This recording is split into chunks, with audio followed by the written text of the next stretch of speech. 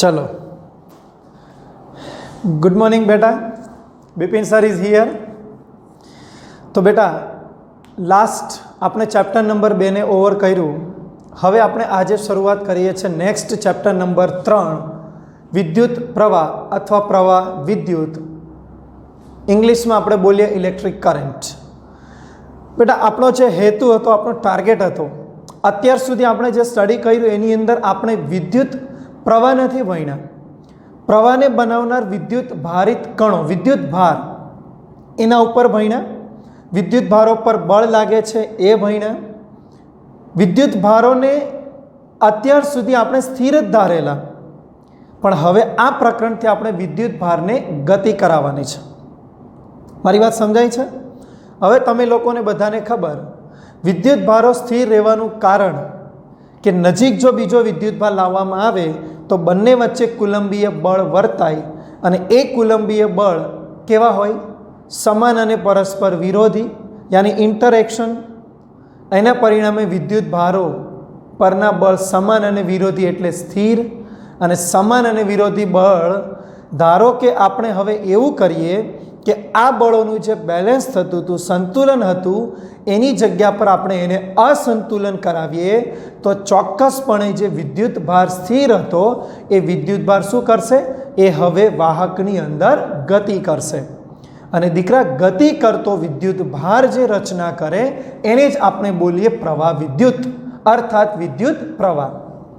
તો હવે બધાને એટલી ખબર પડી કે આ પ્રકરણમાં આપણે વિદ્યુત ભારને ગતિ કરતો ધારવાનો છે. સમજાય છે મારી વાત? હવે પહેલાં તો તમે લોકોને એ પણ ખબર છે ને, વિદ્યુત ભારો આપણે જે સ્ટડી કર્યા એ બે રીતે હતા, ધન પ્રકાર અને ઋણ પ્રકાર. બંને વિદ્યુત ભારો હકીકત વાહકમાં ગતિ કરતા હોય, પણ તમને લોકોને ખબર છે કે આ દરેક વસ્તુ માટે ઋણ અને ધન જે વિદ્યુત ભારો છે એ ખરેખર જુદા જુદા હોય. હું તમને થોડા એક્ઝામ્પલ આપું. તમે લોકોને ખબર હશે કે આપણે જે સ્ટડી કરીએ છીએ એ સુવાહક પદાર્થો, સુવાહકમાં હકીકત ધન આયનો હોય, પણ એ હંમેશા ફિક્સ્ડ હોય ચોક્કસ જગ્યા પર. એ સ્વતંત્ર ખસતા નથી, પણ એની સાથે સાથે મુક્ત ઇલેક્ટ્રોન્સ હોય છે જે હંમેશા ફ્રી હોય, એટલે ગતિ કરવા માટે સક્ષમ છે, ફ્રી છે, જે ગતિ કરી શકે. એટલે ગતિ કરવાવાળા વિદ્યુતભાર તરીકે કોણ છે? તો એની અંદર મુક્ત ઇલેક્ટ્રોન છે. તો આપણે એવું કહી શકીએ કે તો સુવાહકમાં પ્રવાહની જે રચના થશે એ મુક્ત ઇલેક્ટ્રોનને લીધે થશે, કારણ કે એ જ ગતિ કરવાના છે. નંબર 2 ની વાત કરીએ તો બધાને ખબર છે વિદ્યુતીય દ્રાવણો. તમે કેમેસ્ટ્રીમાં પણ ભણો છો, ઇલેક્ટ્રોકેમિકલ. તમને ખબર, એ દ્રાવણોની અંદર ધારો કે CuSO4, તો એમાં Cu+2SO4-2, યાની બંને આયનો પરસ્પર વિરોધી ગતિ કરતા હોય. ધન અને ઋણ આયનો પરસ્પર કેવી દીકરા? વિરોધી ગતિ કરતા હોય. એટલે એ બંને ગતિ કરે એટલે આપણે એવું બોલી શકીએ કે તો એ દ્રાવણોની અંદર પ્રવાહની રચના ધન અને ઋણ આયનો દ્વારા થાય. ગતિ કરે છે તો એ પ્રવાહની રચના કરશે. ત્યાર પછી આપણે વાત કરીએ કે કોઈ આયનીકરણ પામેલો વાયુ, આયનીકરણ પામેલો વાયુ, ગેસ. તો દીકરા તમને ખબર છે આવા વાયુની અંદર ધન આયનો અને એમાં પણ મુક્ત ઇલેક્ટ્રોન, કારણ કે એવા પરમાણુમાં આયનીકરણ થઈ ગયું હોય. ક્યારે થયું કહેવાય? જ્યારે ઇલેક્ટ્રોન આ પરમાણુ પરથી ફ્રી થયો હોય. એટલે આયનીકરણ થયું મીન્સ તે ધન આયન, એમાંથી ઇલેક્ટ્રોન છૂટો પડી ગયો. હકીકત તે પરમાણુ જ હોય, પણ ઇલેક્ટ્રોન છૂટો પડે એટલે ધન આયન બની જાય. અને આ ધન અને મુક્ત ઇલેક્ટ્રોન ખરેખર બંને ફ્રી હોય. તે જે આયનીકરણ વાયુ છે એમની જે સ્પેસ છે, જે જગ્યા, ત્યાં આગળ બંને ફ્રી હોય એટલે બંને ગતિ કરશે. તો એના દ્વારા વિદ્યુત પ્રવાહની રચના થાય.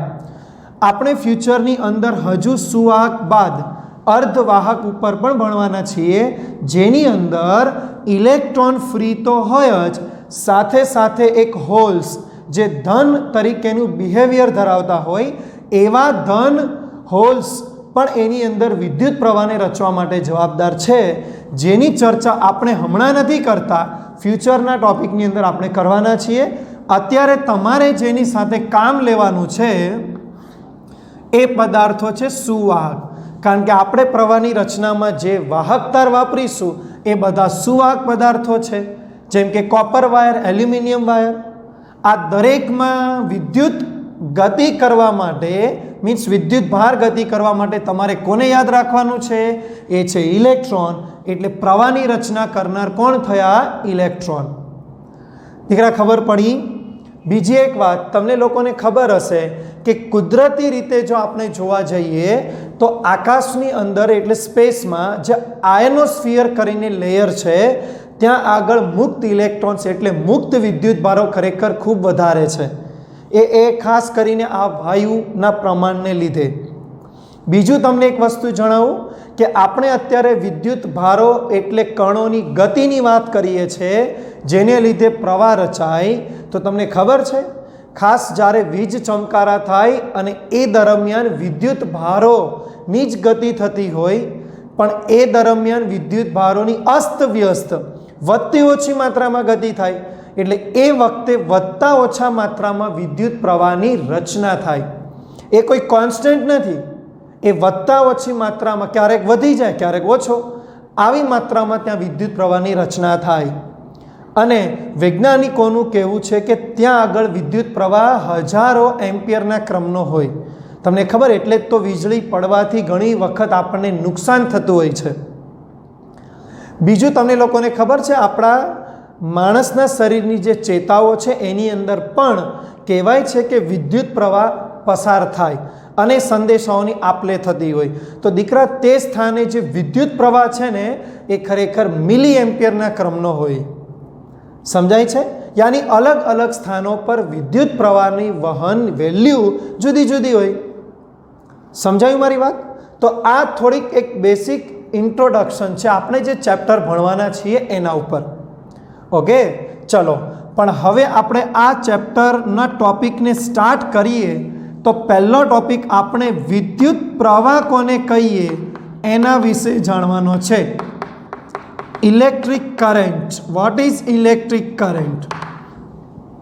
વિદ્યુત પ્રવાહને આપણે જાણવાનો છે. સમજાય? ચાલો, આ સમજવા માટે આપણે સુવાહકનું એક ઉદાહરણ લઈએ. તો ધારી લો કે આપણી પાસે કોઈ સુવાહક તારનો એક નાનો ભાગ છે જેના આ બંને આડછેદો, બંને છેડા એના આડછેદો. સમજાયું? હવે તમને બધાને ખબર આ સુવાહકમાં ગતિ કરવા માટે કોણ છે? Free electrons. સમજાયું? હવે હું તમને કહું સામાન્ય અવસ્થામાં શું હોય, એમની અંદર છે ને ધન આયનો પણ આવેલા હોય. ધન આયનો, ઇલેક્ટ્રોન ફ્રી થયા તો પછી એમનો જે પિતૃ પરમાણુ છે એ આ ધન આયન ગણાય, એ ખરેખર ફિક્સ્ડ હોય. હવે થાય શું, સામાન્ય રીતે ઓરડાનું તાપમાન જો આપણે લઈએ, ઓરડાનું તાપમાન તો બધાને ખબર, એ તો વાહકતાર પ્રાયોગિક રીતે તમે મૂકશો એટલે ઓરડાનું તાપમાન એને મળશે. તો ઓરડાના તાપમાને શું થાય, આ ધન આયનો ઉષ્મીય ઉર્જા પ્રાપ્ત કરે અને એ ઉષ્મીય ઉર્જાને લીધે તેઓ થોડા દોલન અનુભવે. યાદ રાખજો, શું અનુભવે? દોલન અનુભવતા હોય. સમજાયું મારી વાત?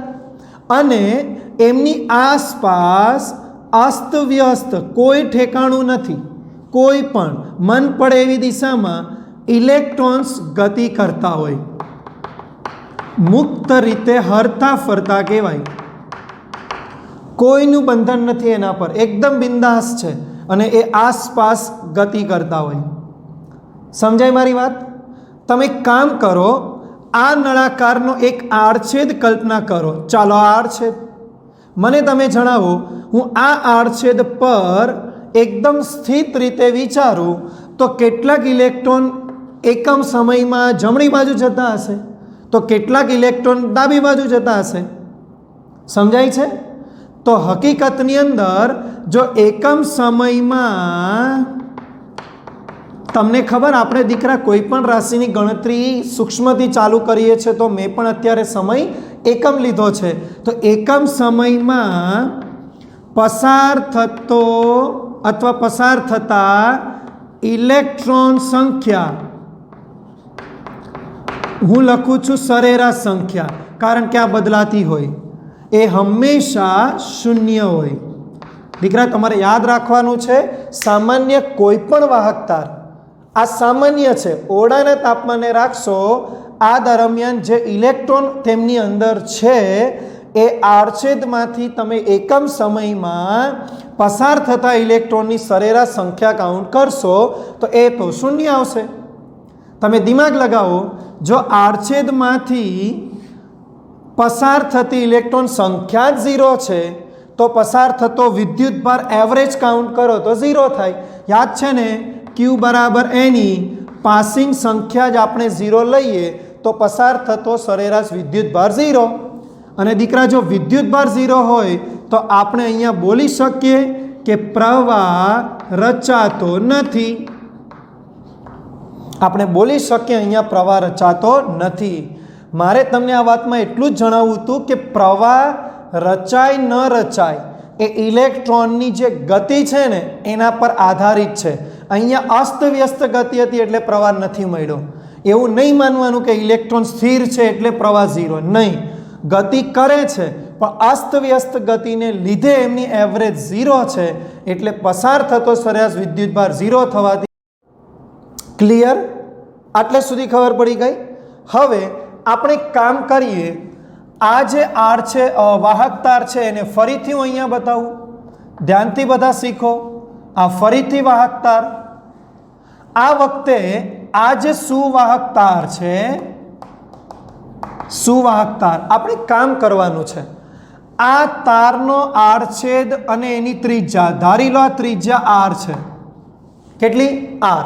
तो आटली त्रिज्यानो तमे अहींया आगळ कोई प्लेटो मूकी दो, बंने बाजू प्लेट मूकी दो, चलो।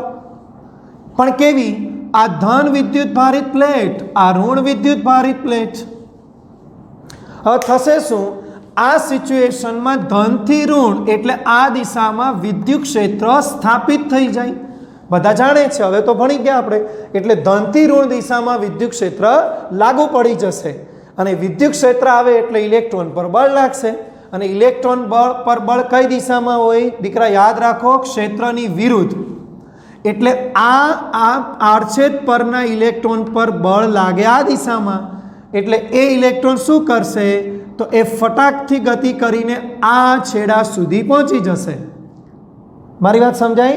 ક્ષેત્રને લીધે એ આ દિશામાં સામેના છેડા એટલે અહીંયાથી હવે આ આડછેદ પર તે ટ્રાન્સફર થઈ જશે। અને દીકરા તમને ખબર, અહીંયા આવે એટલે અહીંયા પાછું બધું ન્યુટ્રલ કરી નાખશે, કારણ કે ધન સાથે ઋણ સંખ્યા સેમ થશે તો ન્યુટ્રલ થઈ ગયા। તો આવી સિચ્યુએશનમાં આ ઇલેક્ટ્રોન જે અંદરના ભાગમાં ગતિ કરી એ માત્ર ક્ષણિકવાર ગતિ કરે એવું કહેવાય। ક્ષણિકવાર પૂરતી ગતિ થાય। દીકરા ક્ષણિકવાર ગતિ થઈ, પાછી જોયું એક જ દિશામાં બધા ઇલેક્ટ્રોન, એવું નથી કે કોઈનું મન થયું આ બાજુ, નહીં, कारण के क्षेत्र हाजर है। एक क्षेत्र हाजर है एटले बधा एक दिशा में डाबी बाजू खसे, परिणामे प्रवाह तो रचाय ज। जो विचारो फरीथी आड़छेद अने आ वखते बधाने आ बाजू डाबी बाजू ज खसवानुं थयुं एटले सरेराश संख्या 0 नहीं थाय। एटले अहींया इलेक्ट्रॉन पास थया, अर्थात विद्युत भार गति करीने पास थयो एटले कही शकाय के प्रवाह रचाय। पण दीकरा आ प्रवाह क्षणिक प्रवाह हतो, कारण के क्षणवार पूरती गति थई तो प्रवाह क्षणवार पूरतो रचायो एटले ए मळे छे क्षणिक प्रवाह। तमने खबर छे ज्यारे आ इलेक्ट्रॉन अहींया आवीने न्यूट्रल करी नाखशे पछी तो आ विद्युत क्षेत्र 0 थई जाय, एटले फरीथी कोई इलेक्ट्रॉन चोक्कस दिशामां नहीं जई शके, कारण के उपरनुं बंधन दूर थई गयुं ने विद्युत क्षेत्रनुं, एटले पछी आमां रचातो प्रवाह आपणा माटे फरीथी 0 थई जाय। खबर पड़ी? आटली बात समझ में आवी? तो आपणे अहीं एक काम करीए तो धारो के आ तार में જે વિદ્યુત ક્ષેત્ર થોડી વારમાં સમાપ્ત થયું એ વિદ્યુત ક્ષેત્રને હું કન્ટિન્યુઅસ બનાવી રાખું તો ચાલો જોઈએ આપણે બધા ફરીથી આ વાહક તાર, આ એના આડછેદ. આ વખતે તમે એક સરસનું શુભ કામ કરો, આ બંને છેડાઓ સાથે એક બેટરીને કનેક્શન આપો. કારણ કે તમને ખબર છે જોઈતી જરૂરિયાત સતત તમારે એમને પ્રોવાઈડ કરવી હોય તો એ બેટરીથી પૂરી થાય. અને ખબર છે અહીંયા એક શબ્દ મેં બોલ્યો, વિદ્યુત ક્ષેત્ર જે સમાપ્ત થઈ ગયું એને નથી થવા દેવાનું, એ હવે સતત જાળવી રાખવાનું છે. તો દીકરા સતત વિદ્યુત ક્ષેત્ર આપવાનું કામ બેટરી જ કરે. એટલે આ બેટરી આપણે અહીંયા જોડી દઈએ પ્લસ માઇનસ, તો વિદ્યુત ક્ષેત્ર કઈ બાજુ? આ દિશામાં સ્થાપિત થઈ જાય. અને આવી સ્થિતિમાં તમને લોકોને ખબર છે કે આપણે કોઈ આડછેદ ફરીથી કલ્પના કરીએ તો આ વખતે ઇલેક્ટ્રોન બધા એક દિશામાં પાછા જતા દેખાશે. તો ફરીથી આપણે અહીંયા બોલીએ કે આ આડછેદમાંથી વિદ્યુત ભાર પસાર થાય છે.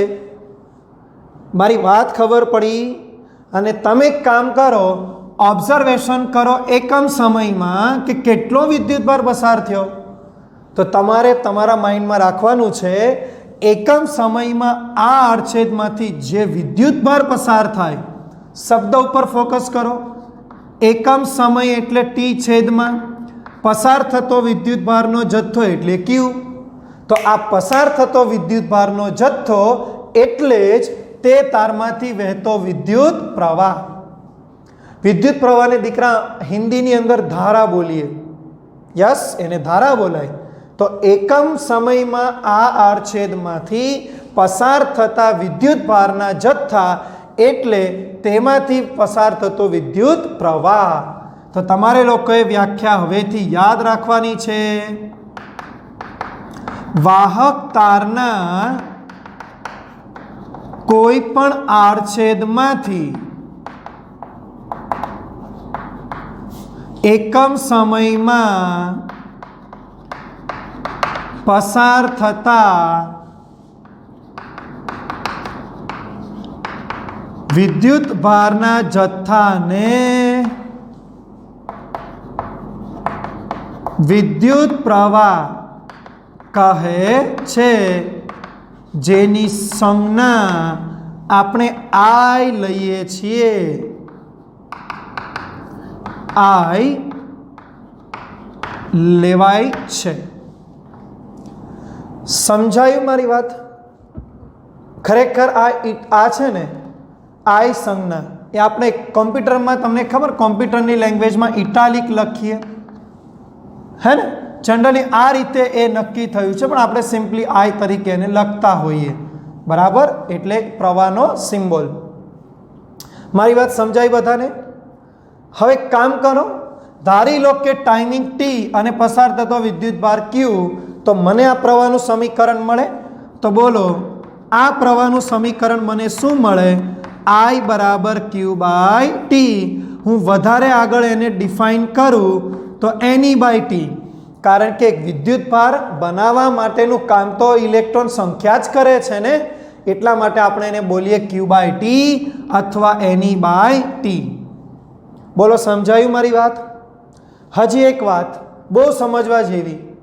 દીકરા, પહેલાંના સમયની અંદર જ્યારે લોકોને ખબર પડી કે વિદ્યુત પ્રવાહ આવી રીતે આપણે ગણતરી કરીએ ને આવી રીતના રચાય, વર્ષો પહેલાં જ્યારે લોકોને ખબર પડી ત્યારે શરૂઆતમાં બધાએ માની લીધેલું કે તારની અંદરના ધન વિદ્યુત ભારો ખસતા હોય અને પ્રવાહની રચના કરે. તમને ખબર છે આપણા તારમાં ધન કઈ બાજુ ખસતો કહેવાય? વિદ્યુત ક્ષેત્રની દિશામાં. એટલે પોઝિટિવ જશે ક્ષેત્ર સાથે અને નેગેટિવ જશે ક્ષેત્રની વિરુદ્ધ બાજુ.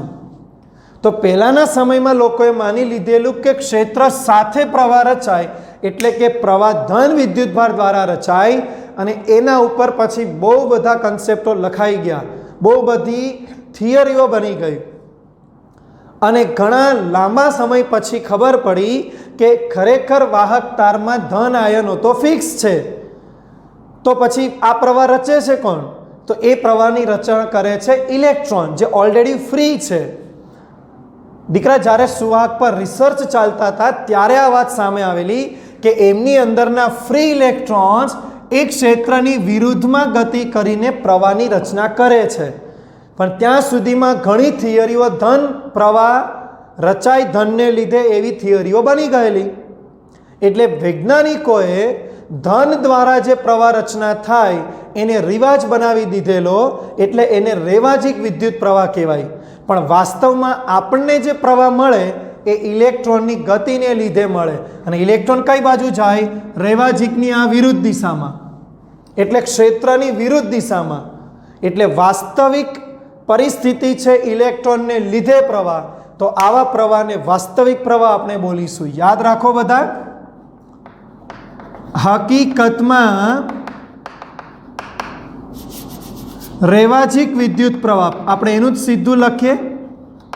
રેવાજિક વિદ્યુત પ્રવાહ કઈથી કઈ? બોલો.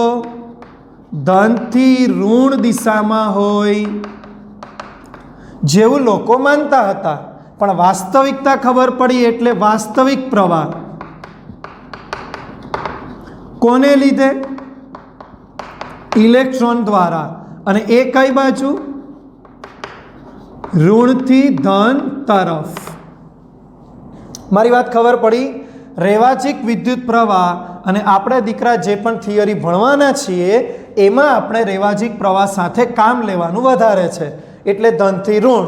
પણ તમારે બધાએ માઇન્ડમાં શું રાખવાનું કે ઇલેક્ટ્રોનનો પ્રવાહ જે છે સાચો છે, જે હકીકત ઋણથી આ બાજુ ધન દિશામાં હોય.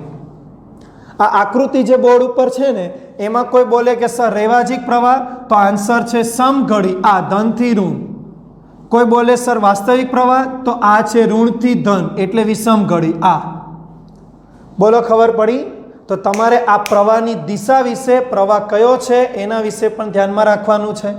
અચ્છા, ઓર એક બાબત પર ચર્ચા કરીએ. આ પ્રવાહનો એકમ, યસ, આ પ્રવાહનો એક એસા એકમ નક્કી કરવામાં આવ્યો છે કુલમ્બ પર સેકન્ડ. પણ એક મહાન વૈજ્ઞાનિકની યાદમાં એને એમ્પિયર તરીકે નામ પાડેલું છે. એટલા માટે તેનો એકમ ફેમસ એકમ છે એમ્પિયર. સમજાયું? કુલમ્બ પર સેકન્ડ, એમ્પિયર હજુ બી છે પાવર પરથી, પણ આપણે સમય આવતા શીખશું. હમણાં આપણે લખીશું એમ્પિયર. પારિમાણિક સૂત્ર દીકરા એમ્પિયર માટે તો A1 જ લખીએ છીએ, એટલે એની કોઈ જરૂર નથી. અચ્છા, સૌથી મહત્વની વાત કે વિદ્યુત પ્રવાહ કેવી રાશિ છે? સદિશ, અદિશ કે કોઈ નહીં?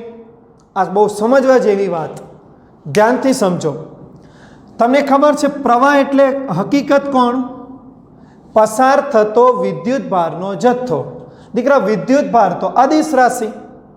વિદ્યુત ભારમાં ક્યારે આપણે જોયું અત્યાર સુધી કે આપણે એને ક્યુ કરીને વેક્ટર ફોર્મમાં લખતા હોય?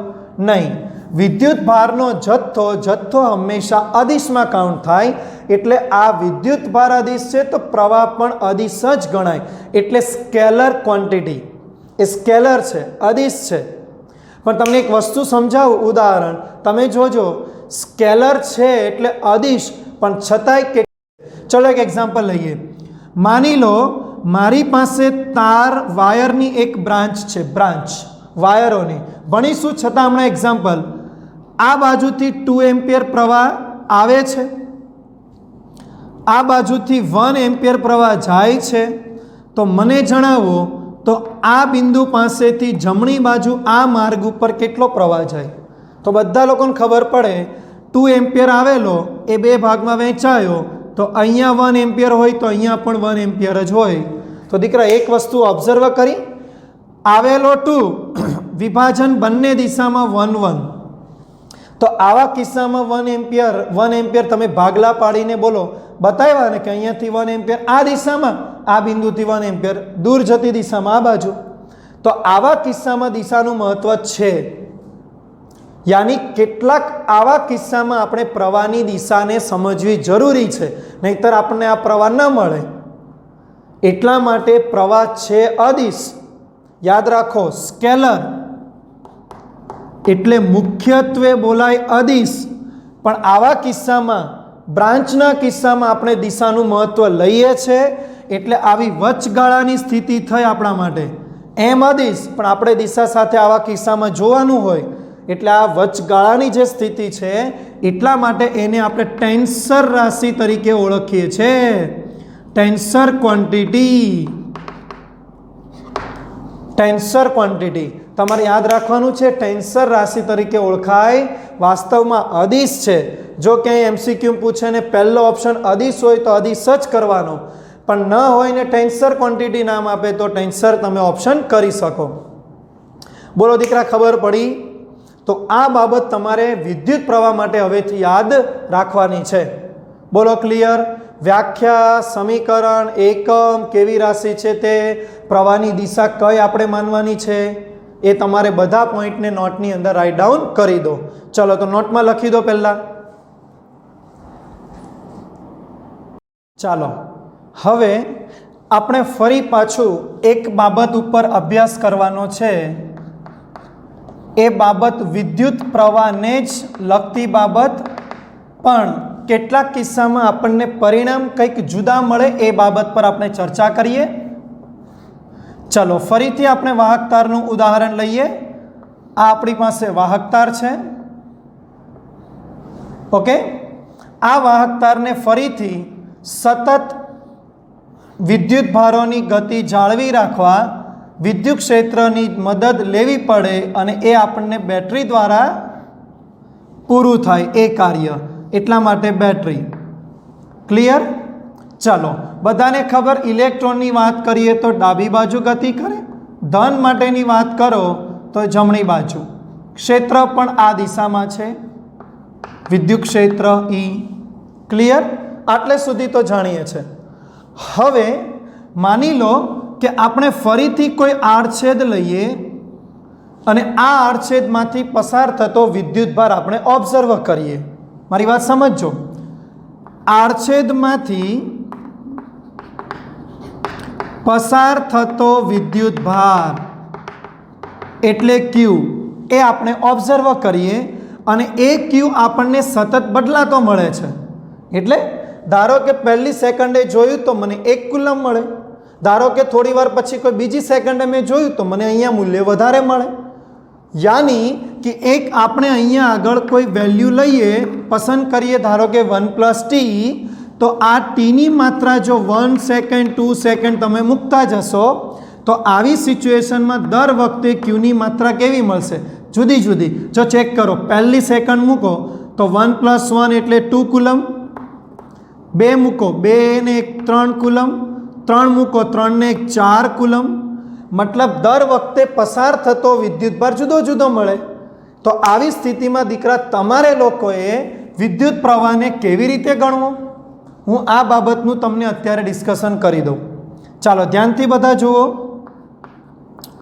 આપણે ફિલહાલ એક સ્થિતિ ધારી લઈએ, ધારો કે આ આડછેદમાંથી કોઈ ટાઈમિંગ લઈ લઈએ, એક ગાળો આખો લઈ લઈએ।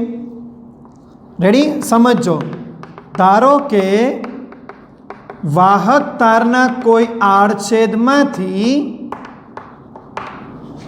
કેટલો ટાઈમ લઈ લઈએ દીકરા? t + Δt, એક આખો ગાળો લઈ લઈએ। રેડી? સમયમાં પસાર થતો વિદ્યુતભારનો જથ્થો કેટલો? તો ધારી લો કે ડેલ્ટા ક્યુ છે, બદલાય છે એટલું ડેલ્ટા ક્યુ લખી શકું છે। તો દીકરા આવા સમયમાં પ્રવાહને કયા નામથી ગણવાનો? તો તમારે પ્રવાહને આ સ્થિતિમાં ગણવાનો સરેરાશના નામથી। બોલો તો સરેરાશ વિદ્યુત પ્રવાહના નામથી તમારે ગણવાનો એવરેજ આઈ। બોલો પ્રવાહ એટલે એકમ સમયમાં પસાર થતો વિદ્યુતભારનો જથ્થો, મતલબ delta Q by delta T. યાદ છે ને આપણે સરેરાશ વેગ ને બધી રાશિઓ ગણતા, સેમ એ રીતે સરેરાશ પ્રવાહ। હવે મને તમે કહો, અહીંયા આગળનો જે પસાર થવાનો ટાઈમિંગ છે વિદ્યુતભારનો પસાર થવાનો, એ હું ધારી લો કે એકદમ સૂક્ષ્મ છે, એ ટાઈમ આપણે ધારી લો સૂક્ષ્મ છે। એટલે જો limit delta T tense two 0 સુધી લઈએ તો દીકરા આ પ્રવાહને તાક્ષણિક પ્રવાહ તરીકે ઓળખાય. કયો પ્રવાહ દીકરા? તાક્ષણિક પ્રવાહ તરીકે ઓળખાય. યસ, તમારે યાદ રાખવાનું છે. નામ તો ખબર જ છે, તાક્ષણિક વેગ, તાક્ષણિક પ્રવેગ આપણે ભણતા સેમ. પણ સમીકરણ લખી શકાય આઈ. દીકરા ડેલ્ટા કન્વર્ટ થઈ જશે dq બાય dt. યસ, આ સમીકરણને તમારે તાક્ષણિક પ્રવાહ તરીકે ઓળખવાનું અને આ સમીકરણ આપણું સરેરાશ વિદ્યુત પ્રવાહ તરીકે ઓળખવાનું છે તમારે. તો હવેથી દીકરા તમે આ યાદ રાખો. જો પ્રવાહ સતત બદલાય મીન્સ વિદ્યુતભારનો જથ્થો, તો એ તમારે ગણતરી કરીને આ રીતે સોલ્વ કરવાનો છે. મારી વાત સમજાય? હમણાંનું આગળનું સૂત્ર શું ભણાવ્યું હતું? I બરાબર Q બાય D. હમણાં સરેરાશ શું ભણાવ્યું? Delta Q by delta T. અને તાક્ષણિક શું ભણાવ્યું? dq by dt. તો બધામાં શું ફરક એ પણ એકવાર જોઈ લો, કારણ કે તમને સૂત્ર 3 આપ્યા પણ તમને ખબર હોવી જોઈએ કે મારે એને કેવી રીતે લાગુ પાડવું. તો એ તમને ત્રણેયની એક બાબત સમજાવું. જો તમને કહેવામાં આવે કે આ આડછેદમાંથી કોઈ 5 સેકન્ડે પસાર થતો વિદ્યુતભાર 10 કુલમ છે તો પ્રવાહ કેટલો હશે? તો તમે આ સમીકરણ વાપરો. આ તો કોન્સ્ટન્ટ સ્થિતિ થઈ ગઈ, ફિક્સ, કે આ સેકન્ડે આટલો જથ્થો. હવે તમને એમ કહેવામાં આવે, ધ્યાનથી સમજજો, બીજી સ્થિતિ જણાવી દઉં. તમને એમ કહેવામાં આવે કે 2 સેકન્ડે વિદ્યુતભાર 5 કુલમ, 3 સેકન્ડે વિદ્યુતભાર 6 કુલમ. તો તમને ખબર આ એક ગાળો થઈ ગયો. 2 એ 5, 3 એ 6, તો એક ગાળો થઈ ગયો. તો આવી સ્થિતિમાં તમને સરેરાશ પ્રવાહ ગણવાનું કે તો તમારે આ સૂત્રથી ગણવાનું. ડેલ્ટા સોલ્વ કરવાનો અંતિમ ઓછા પ્રારંભિક કરીને. એ તો ફાવે આપણને 11 સાયન્સની મેથડ. અચ્છા, હવે આના પર આવીએ, ત્રીજી મેથડ. જો તમને એમ કહેવામાં આવે કે કોઈ એક વાહક તારમાં આડછેદમાંથી પસાર થતો વિદ્યુત ભાર 1 + t અથવા 2 + t મુજબ બદલાય છે, તો આવી સ્થિતિમાં તે આડછેદમાંથી 5મી સેકન્ડે, 5મી એટલે ફિક્સ 1 જ સેકન્ડ, વહેતો પ્રવાહ ગણો. તો દીકરા તમારે આ સૂત્રથી ગણતરી કરવાની. મીન્સ ચોક્કસ ટાઈમ પરની પ્રવાહની વાત આવે તો તાક્ષણિક પ્રવાહથી તમારે એની ગણતરી કરવાની. આ 3 બાબતનું તમે ધ્યાન રાખશો એટલે પ્રવાહની ગણતરી તમને આવડી જશે. બોલો, ક્લિયર ખબર પડી દીકરા? આ રીતે તમારે સરેરાશ વિદ્યુત પ્રવાહ, તાક્ષણિક વિદ્યુત પ્રવાહ અને અચળ વિદ્યુત પ્રવાહની ગણતરી ધ્યાનમાં રાખવાની. બીજું તમે નોલેજમાં રાખો, હમણાં આપણે જેટલો વિદ્યુત પ્રવાહ ભણીશું એ બધાની અંદર વિદ્યુત પ્રવાહની વહેવાની દિશા એક હશે અને ચોક્કસ મૂલ્યની જ હશે. એટલે ધારો કે આપણે અત્યારે આમાં વિચારીએ તો હું ધન માટે ગણું તો આ દિશામાં ધન વિદ્યુતભાર, તો એ ચોક્કસ દિશા સાથે ચોક્કસ મૂલ્યમાં હશે. અર્થાત આપણે ભણવાનું છે ડીસી પ્રવાહ. ડીસી પ્રવાહ યાદ છે 10મું ધોરણ? 2 પ્રકારના પ્રવાહ હોય, ડીસી અને એસી. પરિસ્થિતિ અનુસાર બંને અલગ અલગ રીતે જોવા મળે ને આપણે દીકરા 12 સાયન્સમાં બંને ભણવાના છે. પણ ફિલહાલ મગજ ઉપર આપણે વધારે જોર ન લેતા ડીસી પ્રવાહ વિશે જ બધું ભણવાનું છે. સમજાય? કારણ કે એસી પ્રવાહને ભણવા માટે થોડું બ્રેઇન ડેવલપ કરવું પડશે અને મેથ્સ દ્વારા એ ડેવલપમેન્ટ થશે. એટલે આપણે ફિલહાલ હમણાં અહીંયા ડીસીની ચર્ચા કરીશું. એસી પર આપણે વધારે ડીપમાં, નાની મોટી જરૂર પડશે તો ઉદાહરણમાં લેશું, પણ ડીપમાં એનો અભ્યાસ આપણે આ જ પાર્ટ 1 એનસીઆરટીમાં આગળ જતા ચેપ્ટર ભણવાના છીએ. તો ફિલહાલ એની ચર્ચામાં આપણે ઉતરતા નથી. એસી પ્રવાહ ચેપ્ટર નંબર 7. અત્યારે આ 3 ચેપ્ટર ચાલે છે તો ડીસી પ્રવાહ વિશે ભણવાનું છે. બોલો, આટલે સુધી વાત ક્લિયર ખબર પડી? અચ્છા, બીજી એક વાત અહીંયા આપણે ખાસ જાણવા જેવી, વાહક તારના કેસમાં એક બહુ સરસ આપણે ભણી લીધો છે વિદ્યુતભાર સંરક્ષણનો નિયમ. યાદ કરો, ચેપ્ટર 1માં જ ભણાવી દીધો. નું પાલન થાય. યાદ રાખજો, આ વિદ્યુતભાર સંરક્ષણનો નિયમ પાલન થતો હોય છે વાહક તારના કિસ્સામાં. એટલે કોઈ તમારામાંથી એમ કહે કે હું આ આડછેદ પાસે છું અને હવે હું અહીંયા કોઈ આડછેદ પર આવું છું, તો કેટલો વિદ્યુતભાર? તો દીકરા, એ એકમ સમયમાં બંનેમાંથી પસાર થતો વિદ્યુતભાર જથ્થો સેમ જ હોય. યાની જથ્થો વાહક તારમાં સમગ્ર આડછેદ માટે એક સરખો. તમે ગમે તે સ્થાન પર લઈ લો, એ અર્થાત વિદ્યુતભાર નાશ નથી પામવાનો, નવો ઉત્પન્ન નથી થવાનો, માત્ર એ અચળ માત્રા ત્યાં આગળ જળવાઈ રહેશે. એટલા માટે આપણે કહી શકીએ કે વાહક તારની અંદર વિદ્યુતભાર સંરક્ષણનો નિયમ લાગુ પડે. દીકરા, આ નિયમ ઉપર ઘણા પ્રશ્ન સોલ્વ થઈ જશે હા કોમ્પિટેટિવના.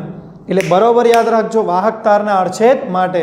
હમણાં મેં તારનું પેલું એક્ઝામ્પલ આપેલું ને શાખાવાળું, એમાં પણ આ નિયમને આધારે જે જવાબ લાવેલા કે આવનારો પ્રવાહ 2 એમ્પિયર, બ્રાન્ચ વહેંચાયો 1 એમ્પિયર, તો 2 એમ્પિયર 1 1, તો વેલ્યુનો સરવાળો તો એનો એ જ છે ને. એટલે વિદ્યુતભાર સંરક્ષણનો નિયમ લાગુ પડે છે, આવું આપણે કહી શકીએ. બોલો, આ વાત ખબર પડી? ક્લિયર? તો આટલી બાબત ફરીથી નોટની અંદર નોંધ કરી દો.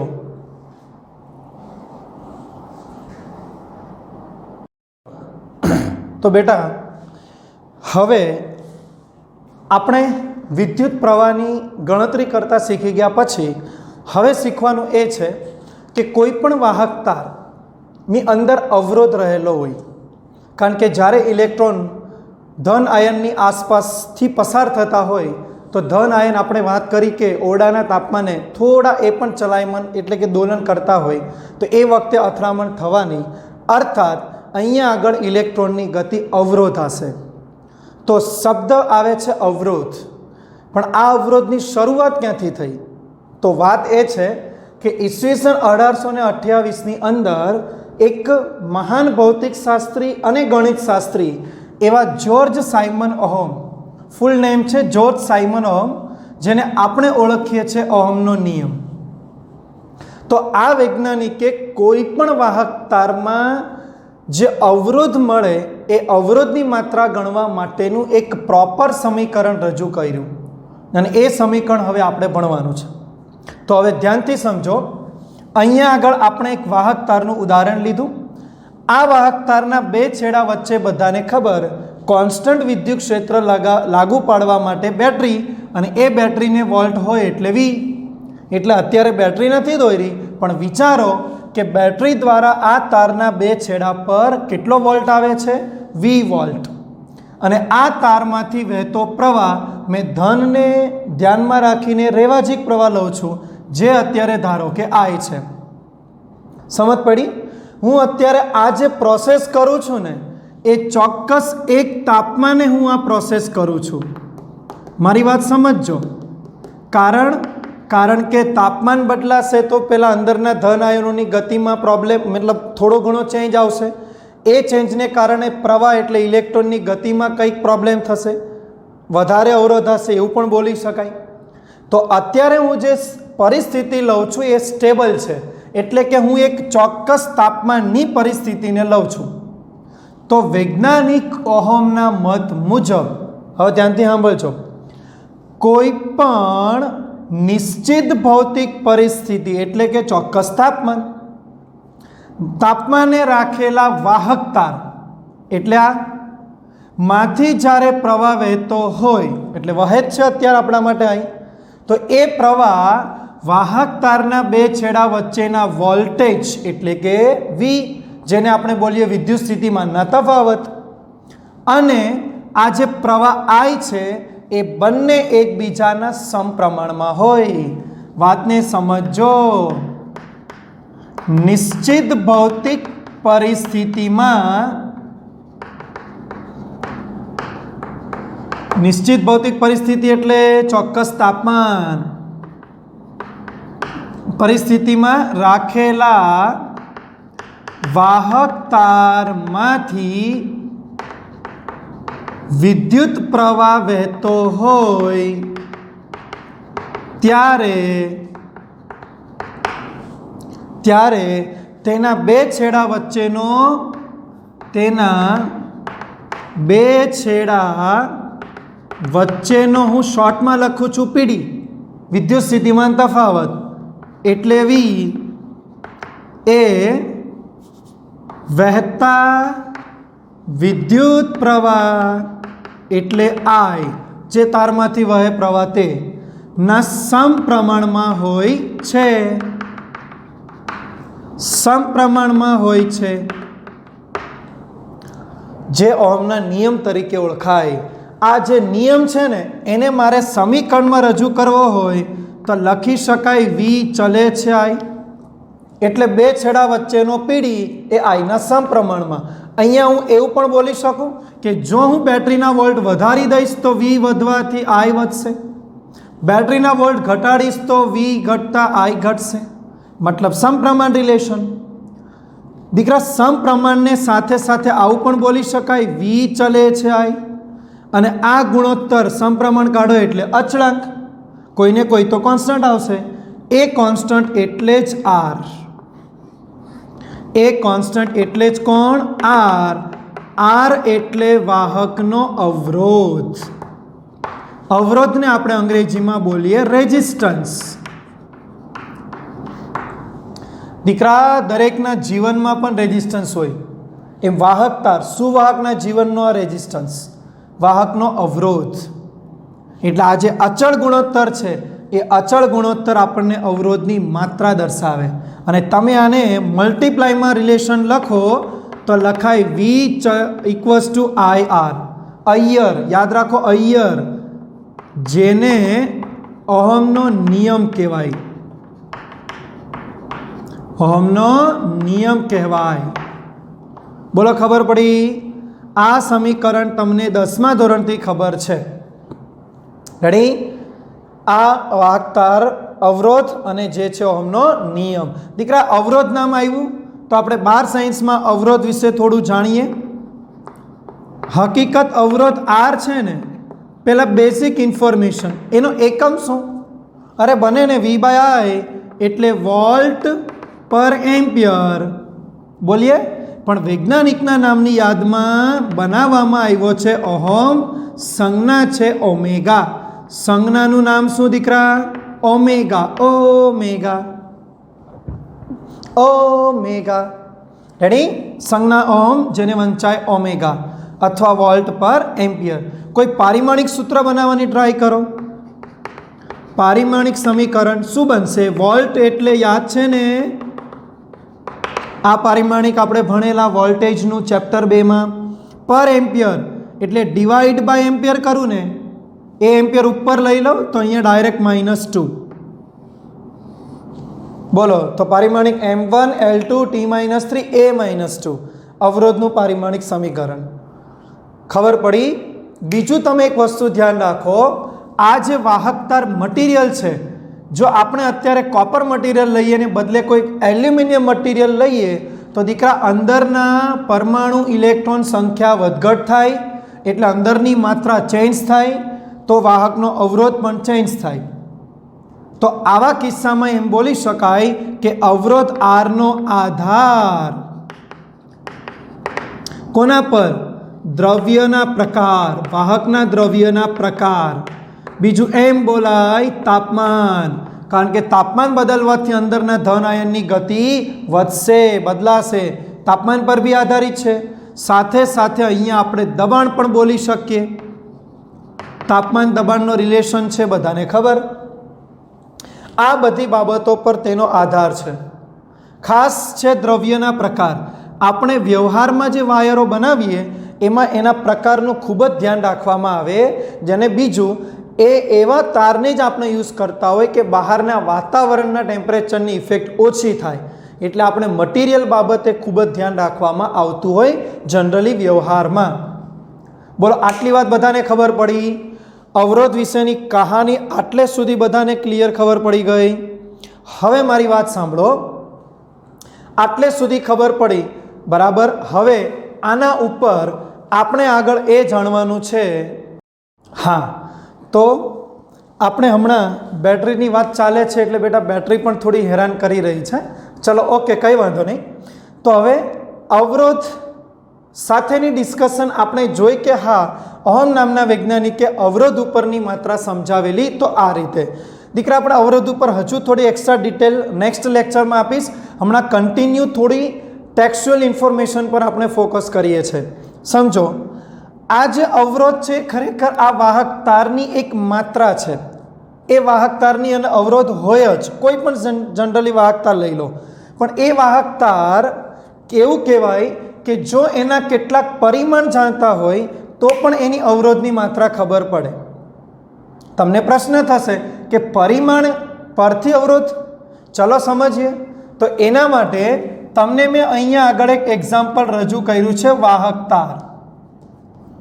આ એક્ઝામ્પલથી આપણે પરિમાણ પરથી અવરોધ ગણતા શીખીએ. ચાલો જોજો દીકરા, આ છે ને એક વાહક તાર, જે વાહક તારનો અહીંયા આડછેદ એ અને લંબાઈ બતાવી છે એલ. અરે આ જ છે લંબાઈ એલ, આડછેદ એ.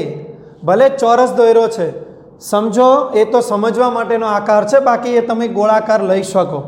ઓકે. અચ્છા, આ બંને છેડા જે છે તારના ત્યાં 20 વોલ્ટની બેટરી, એટલે આની જેમ જ સમજાય છે ને. હવે તમે કામ કરો, આની જેવા સેમ લંબાઈના બીજા તારને પાછળ કનેક્ટ કરી દો. એટલે આ તારની બાજુમાં બીજો એવો તાર જેની લંબાઈ એલ એલ હોય, સેમ જ આ જ લંબાઈ, એ મેં અહીંયા દોર્યું છે જો, સેમ લંબાઈ એલ એલ. સમજાય? તો આવી સ્થિતિમાં શું થશે? તો આવી સ્થિતિમાં પહેલા તારમાંથી જેટલો પ્રવાહ જશે એટલો જ બીજા તારમાં જશે. યસ, વાત તો સાચી છે. આ તારમાંથી ધારો કે આઈ પ્રવાહ જતો હતો, તો અહીંયા આગળ બંનેમાંથી વહેતો પ્રવાહ આય જ હોય. એ તો સ્વાભાવિક છે, એક જ લાઈન પર છે એટલે વહેતો પ્રવાહ સેમ જ થવાનો. વિદ્યુતભાર સંરક્ષણનો નિયમ પણ આપણને ખબર કે આડાહળો તો ક્યાંય નાશ થશે કે વધી જવાનો નથી, એટલે એમાંથી વહેતો પ્રવાહ સેમ જ હશે. દીકરા સમજાય છે? પણ થશે શું? એક તારના બે છેડા વચ્ચે 20 વોલ્ટ, આવા આપણી પાસે બે તાર છે, તો આ તારના બે છેડા વચ્ચે 20 વોલ્ટ અને આ તારના બે છેડા વચ્ચે પાછો 20. કારણ કે જો સેમ પ્રવાહ જતો હોય તો બંને છેડા 20 વોલ્ટ જ હોય. દીકરા આ તફાવત છે એટલે પ્રવાહ એ બાજુ જાય, તો આમાં પણ એવો તફાવત જોઈએ તો જ તો પ્રવાહ જાય ને. એટલે એનો 20 વોલ્ટ અને આ તારનો 20 વોલ્ટ. ક્લિયર? તો મને જણાવો તો આખા તારના બે છેડા વચ્ચેનો પીડી કેટલો? 2V. બંને તારને કાઉન્ટ કરો તો એનો કેટલો વોલ્ટેજ થાય? 2V. કારણ કે બંને V પ્લસ V આપણે એડ કરીએ. તો આવી સિચ્યુએશનમાં અવરોધ કેટલો? ચલો ગણીએ. તો આ સ્થિતિમાં R બરાબર ઓહમનો નિયમ બોલો, V/I. યસ, V/I એટલે R. ચલો જોતા જાઓ. આ એક તાર માટે આપણે લખ્યું છે. હવે આવા બે તાર જોડીએ તો શું થાય? તો R ડેશ એટલે બંને જોડ્યા પછીનો અવરોધ. બોલો શું લખાય? વોલ્ટેજ કેટલા અહીંયા? 2V. પ્રવાહ કેટલો? એનો એ જ I. ટોટલ બધામાંથી સેમ જ છે. બોલો V/I એટલે તો એક તારનો અવરોધ, તો અહીંયા હું લખી શકું દીકરા 2R. અરે 2 તો છે જ, V/I એટલે એક તારનો અવરોધ. તો બોલો આન્સર શું આવ્યો? આન્સર આવ્યો અવરોધ બની ગયો 2R. અરે તમે એવું તો શું કર્યું કે અવરોધ ડબલ થઈ ગયો? બસ મેં તો સરખી લંબાઈનો બીજો તાર જોડ્યો, અર્થાત હું બોલી શકું મેં લંબાઈ ડબલ કરી. તો લંબાઈ બમણી કરી તો અવરોધ બમણો થઈ ગયો. અરે ભાઈ સાહેબ, લંબાઈ બમણી થવાથી અવરોધ બમણો થયો, મતલબ કે અવરોધને લંબાઈ સાથે કેવો સંબંધ હશે? સમપ્રમાણ. કારણ કે તો જ તો ડબલ થયા બંને સાથે. એટલે પહેલું પરિમાણ સાથેનો સંબંધ R ચલે છે L, લંબાઈના સમપ્રમાણમાં.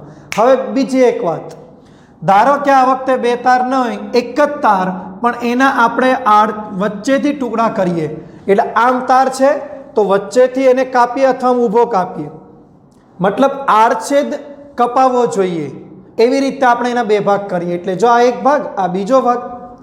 હવે મને કહો, આવી સ્થિતિમાં આ આડછેદ શું થઈ ગયું? ધારી લો અડધું અડધું, બંને ભાગ.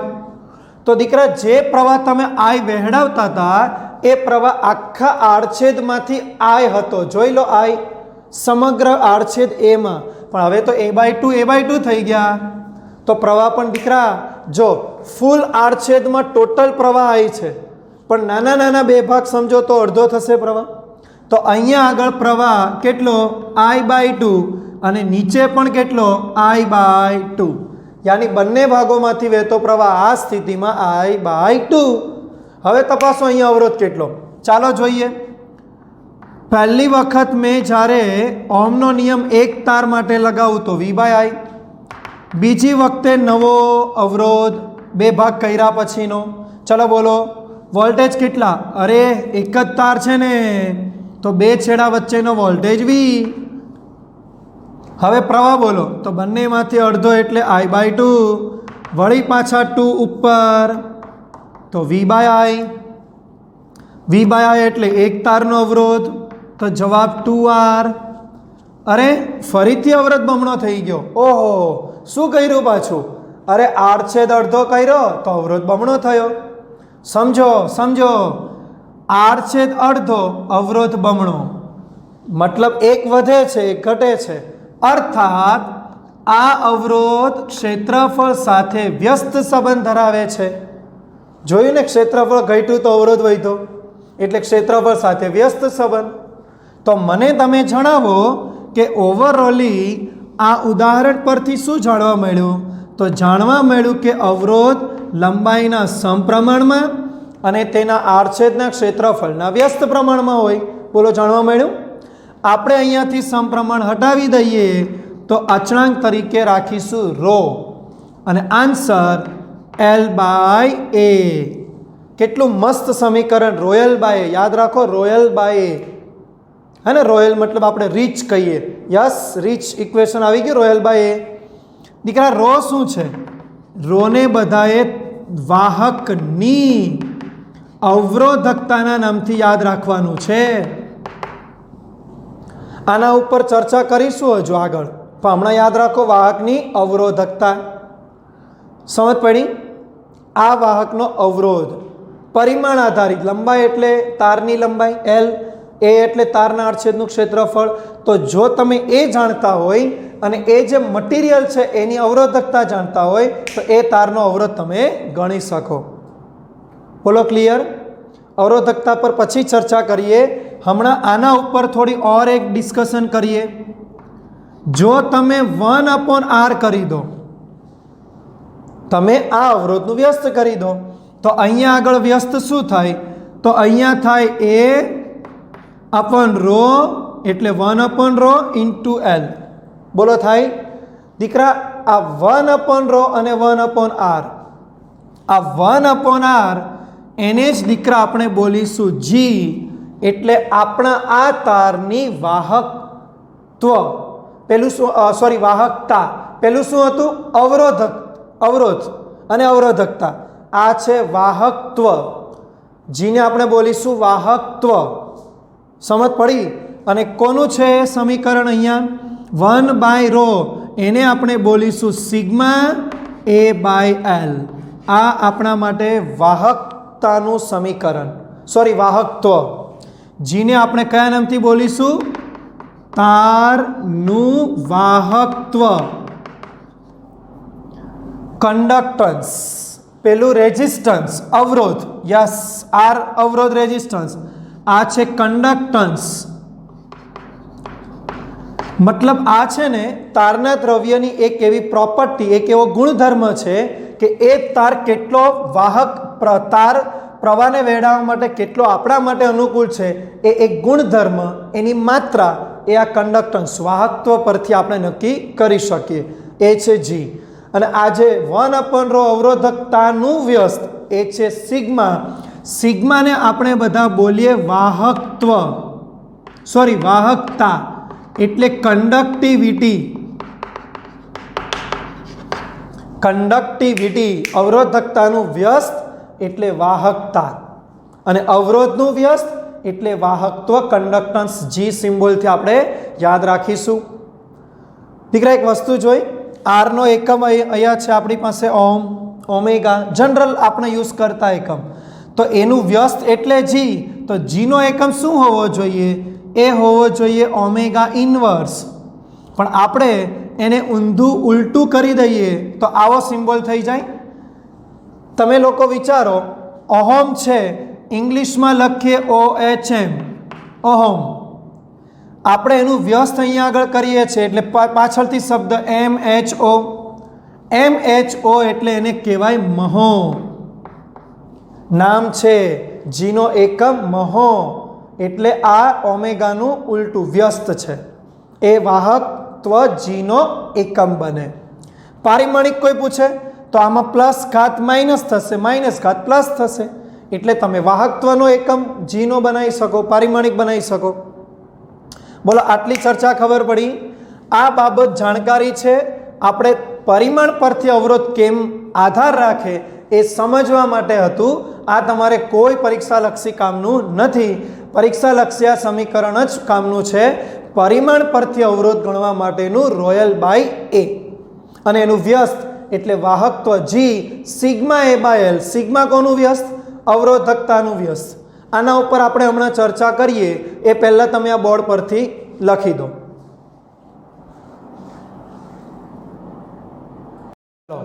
તો હવે આપણે વાત કરી કે અવરોધકતા રો, વાહકતા એનું વ્યસ્ત સિગ્મા. આ બંને વિશે થોડું જાણી લઈએ. તો આપણે પહેલાં જાણીએ અવરોધકતા.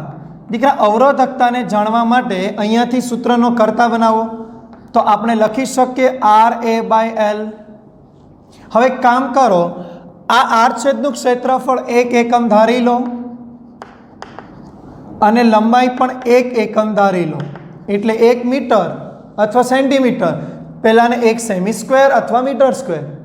તો દીકરા, આવો કોઈ પણ વાહકતાર તમારી પાસે હોય જેની લંબાઈ 1 એકમ અને એનું આડછેદનું ક્ષેત્રફળ 1 એકમ, તો એવા વાહકતારનો અવરોધ જે આવે ને એ અવરોધને આપણે એ દ્રવ્ય એટલે એ તારના દ્રવ્યની શું કહેવાય? અવરોધકતા. આ એવી રાશિ છે કે જુદા જુદા તાર માટે જુદું જુદું મૂલ્ય આવે. એટલે આનો આધાર પણ પ્રકાર પર છે. બીજું, આર બદલાય તો આ રો તો બદલાવાનો જ છે. સમજાય છે? આરનો આધાર આપણે બોલેલા તાપમાન કે દબાણ. તો અહીંયા રોનો આધાર પણ તાપમાન કે દબાણ છે જ. દ્રવ્યના પ્રકાર બી છે, તાપમાન અને દબાણ સાથે પણ તેનો આધાર રહેલો છે. મારે એને વ્યાખ્યાયિત કરવું હોય તો શું કરાય? તો આમ બોલાય, એકમ લંબાઈ અને એકમ આડછેદનું ક્ષેત્રફળ ધરાવતા વાહક તારનો અવરોધ એ જ તે વાહકના દ્રવ્યની અવરોધકતા કહેવાય. યાદ રાખો, શું? એકમ લંબાઈ અને એકમ આડછેદવાળા વાહક તારના અવરોધને તે તારના દ્રવ્યની શું બોલાય? અવરોધકતા રો કહેવાય. દીકરા, એક વસ્તુ તપાસી કોઈએ, આ એકમ લંબાઈ ફિક્સ છે, ક્ષેત્રફળ આડછેદ એટલે ક્ષેત્રફળ ફિક્સ છે, એકમ જ. તો આનો મતલબ એમ થયો ને કે અવરોધકતાને પરિમાણ સાથે આધારિત નથી, એટલે લેવા દેવા નથી, કારણ કે પરિમાણ તો કોન્સ્ટન્ટ ફિક્સ છે. યાદ રાખો, રો તારના પરિમાણ પર આધારિત નથી. એટલે પરિમાણ બદલશો, નાનો મોટો તાર લેશો, રો નહીં બદલાય, રો તો એક જ રહેશે. એટલે તારના દ્રવ્યની અવરોધકતા પર આધારિત નથી. બીજું, તમને કોઈ રોનો એકમ પૂછે, બનાવો, બની જશે. ઓમેગા, આર માટે ઓમેગા, એરિયા માટે મીટર સ્ક્વેર અને લંબાઈ માટે મીટર. મીટર મીટર એક કેન્સલ થશે એટલે ઓમેગા ઇન્ટુ મીટર. સમજાય છે મારી વાત? ક્લિયર? પારિમાણિક સૂત્ર બનાવો. તો ઓમેગા અવરોધનું પારિમાણિક આપણે હમણાં જ અહીંયા આગળ થિયરીમાં બનાવેલું. શું બનાવેલું? M1L બોલો બોલો 2 T-3A-2. આ ઓમેગા અવરોધનું જે હમણાં બનાવેલું, મીટર બાજુમાં મલ્ટીપ્લાય કરવાનો છે એટલે L 2 છે એના 3. તો આ થઈ ગયું પારિમાણિક સૂત્ર. કોના માટે? અવરોધકતા માટે અને એકમ. બોલો ખબર પડી? પાક્કું ખબર પડી? અવરોધકતા વિશે બધાએ આટલી બાબત પહેલાં તો માઇન્ડમાં બેસાડી દેવાની છે કે અવરોધકતા વાસ્તવમાં છે શું. બોલો ખબર પડી? હવે એના વ્યસ્ત ઉપર આવીએ. ચાલો, વ્યસ્ત નામ શું હતું? તો એ હતું વાહકતા, એટલે કંડક્ટિવિટી. દીકરા, વીટી જે નામ આવે ને એ બધા ખરેખર પ્રોપર્ટી કહેવાય, હા, મટીરિયલની, એટલે એના ગુણધર્મ છે એ છે સિગ્મા. ચલો, હકીકત કોને કહેવાય? અરે સિમ્પલ, અવરોધકતાના વ્યસ્તને તારના દ્રવ્યની વાહકતા કહેવાય છે. સમજાય ને? સિમ્પલ. અવરોધકતા એટલે કેવો ગુણધર્મ? જે પ્રવાહ અથવા ઇલેક્ટ્રોનિક ગતિને અવરોધશે. અને કંડક્ટિવિટી એનું વ્યસ્ત કામ. વ્યસ્ત કામનો મતલબ એ ઇલેક્ટ્રોનિક ગતિને જાળવી રાખશે કે વધારી રાખશે, બસ. આ વાહકતા તરીકે ઓળખાય કંડક્ટિવિટી. યાદ રાખો, જે તારની વાહકતા વધુ સારી એ પ્રવાહ માટે પણ સૌથી સારો તાર કહેવાય. અવરોધકતા સારી એ પ્રવાહ માટે સારો તાર નથી. સમજ પડી? ચલો, આના વિશેની જો સમીકરણની ચર્ચા કરીએ તો આપણે બધાને ખબર, સિગ્મા વ્યસ્ત કરી દો તો L/R A. અહીંયા 1/R છે ને, જીના નામથી આપણે કીધેલું, તો GL/A લખી શકાય, GL/A. ચલો, એકમ વિશેની ચર્ચા કરીએ. સિગ્માનો એકમ તો ઓમેગા મીટરનું ઇન્વર્સ કરી દો સીધું, ઓલ રેસ ટુ -1 થઈ ગયું ને વ્યસ્ત. અહીંયા એમ પણ લખાય, ઓમેગા ઇન્વર્સ એટલે મહો ઇન્ટુ મીટર ઇન્વર્સ. ઓમેગાની ઇન્વર્સ ઘાત એટલે મહો ઇન્ટુ મીટર ઇન્વર્સ. સમજ પડી? વૈજ્ઞાનિકના નામ પરથી સાયમન પણ આનો સિમ્બોલ અપાય છે. યાદ રાખો, સાયમન એનો સિમ્બોલ અપાય છે, પણ આપણે વ્યવહારિક આવું જ કરવાનું, મહો મીટર ઇન્વર્સ. પારિમાણિક સૂત્ર આમે બનાવ્યું છે, તમે હવે સમજી શકો છો. એનું વ્યસ્ત કરવાનું છે. જો અહીંયા જો ઓમેગા મીટર ઓલ -1, એટલે આ જેટલી પાવર છે ત્યાં -1 મલ્ટીપ્લાય કરી દેવાનું. 1 એનું -1, 3 -3, પ્લસ -3નું મલ્ટીપ્લાય -1 સાથે એટલે +3, -2નું મલ્ટીપ્લાય -1 એટલે +2, એટલે એ પારિમાણિક સૂત્ર તૈયાર. બોલો ખબર પડી? તો આ જે છે વાહકના મતલબ દ્રવ્યની વાહકતા. વાહકતાનો આધાર પણ પરિમાણ પર નથી, કારણ કે એ પણ એકમ લંબાઈ એકમ આરછેદ ક્ષેત્રફળવાળા તારનો જ ગુણધર્મ છે. એટલે એ પણ પરિમાણ પર આધારિત નથી. પરિમાણ એટલે લંબાઈ ક્ષેત્રફળ પર એ આધાર રાખતું નથી. બોલો ખબર પડી? આ વાહકતાની માહિતી હમણાં બોર્ડની પરીક્ષામાં પૂછાઈ ગઈ. અવરોધકતા પણ અગાઉના વર્ષોમાં પૂછાઈ ગઈ. તો તૈયાર રાખો, આ તમને નાનકડા કન્સેપ્ટ 2 માર્ક્સમાં પૂછાય. અચ્છા, અહીંયા એક ઓર વાત એક્ઝામમાં યાદ રાખો. આર ચલે છે L અને A. આ તો આપણે સંબંધ જોયો, પરિમાણ અહીંયા છે. દીકરા, કયા તારનો અવરોધ ઓછો હોય? પૂછે, કેવા પ્રકારના તારનો અવરોધ ઓછો? તો જેની લંબાઈ ઓછી એટલે ટૂંકો, જેનો આડછેદ મોટો, કારણ કે આડછેદ મોટો તો અવરોધ ઓછો. આડછેદ મોટો એટલે જાડો તાર, મતલબ જાડો અને ટૂંકો આવો તાર વાપરો તો આવા તાર માટે આર કેવો? ઓછો. આર ઓછો એટલે સમજો છો ને, પ્રવાહ વધારે સારો પાસ થાય. આનું વ્યસ્ત. કેવા તાર માટે અવરોધ વધુ હોય? તો જેની લંબાઈ વધુ, જેનો આડછેદ ઓછો. આડછેદ ઓછો તો અવરોધ વધી જશે. એટલે કેવો તાર? લંબાઈ વધુ એટલે લાંબો તાર, અને જાડાનું વ્યસ્ત એટલે પાતળો, મતલબ પાતળો અને લાંબો તાર. તો આવા તાર માટે આર કેવો? વધારે. અને આર વધુનો મતલબ શું? પ્રવાહનું મૂલ્ય ઓછું પાસ થાય. ખબર પડી દીકરા? તો આ તમારે વાહક તારના પરિમાણ, વાહક તાર વિશે અવરોધની બધી માહિતી. બોલો, બધાને ખબર પડી ગઈ? જેટલી માહિતી પાછી નેક્સ્ટ લખી તમારી નોટમાં રાઇટ ડાઉન કરી લો.